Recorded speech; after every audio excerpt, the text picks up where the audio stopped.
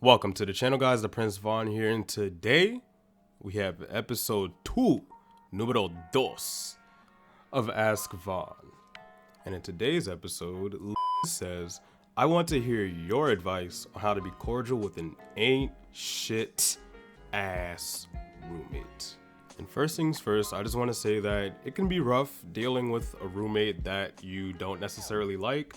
And it really depends on the type of person they are, whether they're confrontational or not. I find that it's harder, honestly, in my opinion, to deal with roommates that don't talk as much if they're doing things you don't like, because then it's like, how do I approach them? But boy, oh boy, do I have a story for y'all today.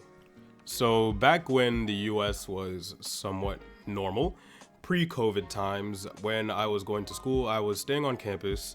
And the first 2 weeks of school, I actually didn't have a roommate. The person I was supposed to be rooming with had their room and board canceled, I think, a few days before we actually moved in on campus. So I was chilling, no roommate.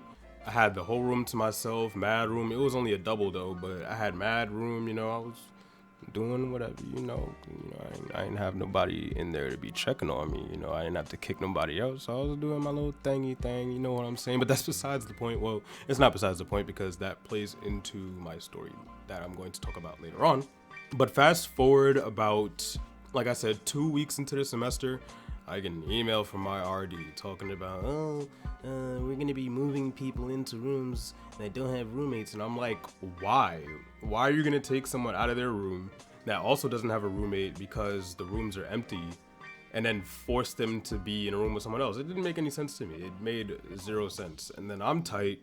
So I'm like, damn, bro, like I was enjoying my solitude, I could do whatever I want in my room. I don't gotta worry about nothing. Like, I can just go in my room and get dressed out in the open. My windows was closed and shit. I could just get dressed out in the open, do whatever I want, not have to worry about being too loud or having my stuff on late at night or waking somebody up, shit like that. It was cool. So that news really upset me. So then I'm like, bro, I hope my roommate is not a bad roommate, because the whole time I was there, I had good roommates. My first roommate, he could have been a little more clean, but besides that, he was cool.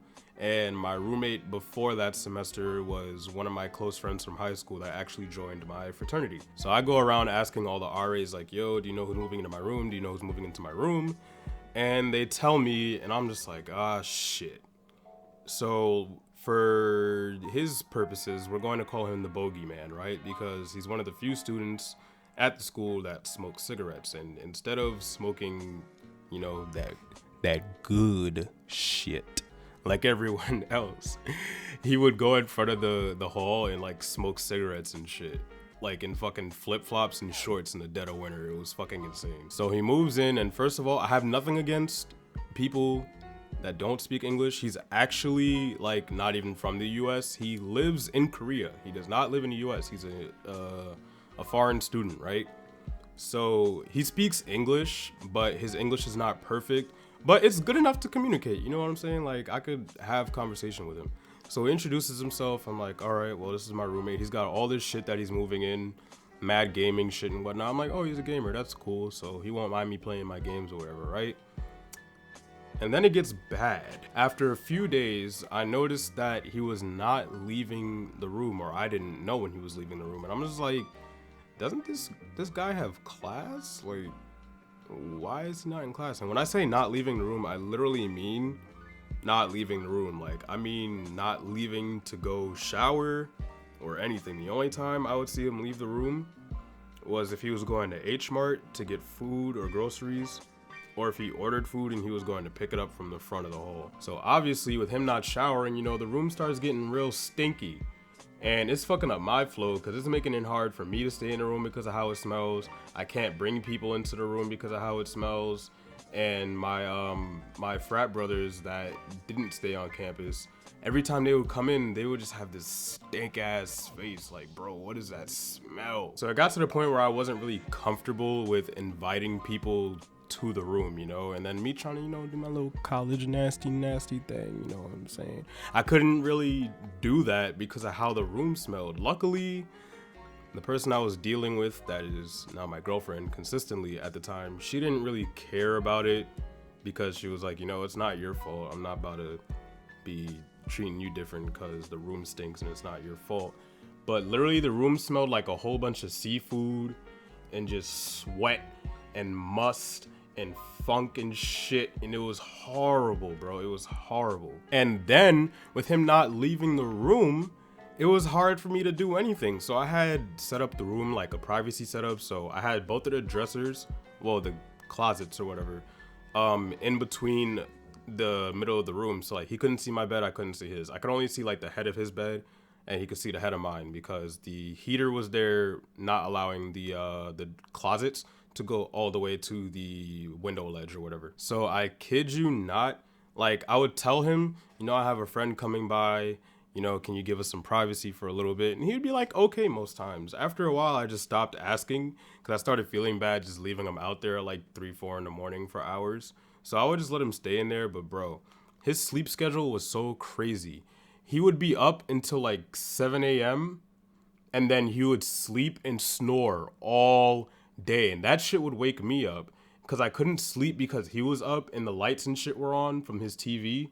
And then when I'm trying to sleep to wake up for class, all I hear is mad fucking loud, bro. And it's like, yo, can I please get some sleep? Can I get some shut-eyes, some Z's? Please! And then I remember I told him to leave, and I was in the midst of the act, like just starting the act, like round 2 type shit. And he just walks in the door. My whole ass is out, bro, because I'm like, oh, he's not coming back in. I thought the door was locked. It wasn't. He walks in the room, my whole ass out. Luckily, I got the blanket over me in time and over her in time.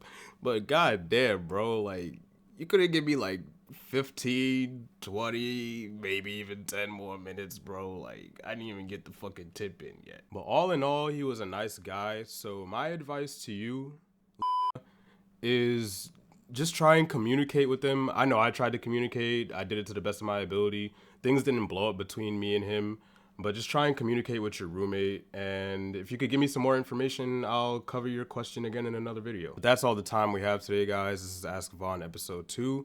If you guys want your question or you want some advice in a future video, please leave it in the comments below or hit me on my socials in the description and we can have a nice little chat. Please like, comment, and subscribe to support the channel. If you guys want more content like this, make sure you do so. I also do Dragon Ball FighterZ content.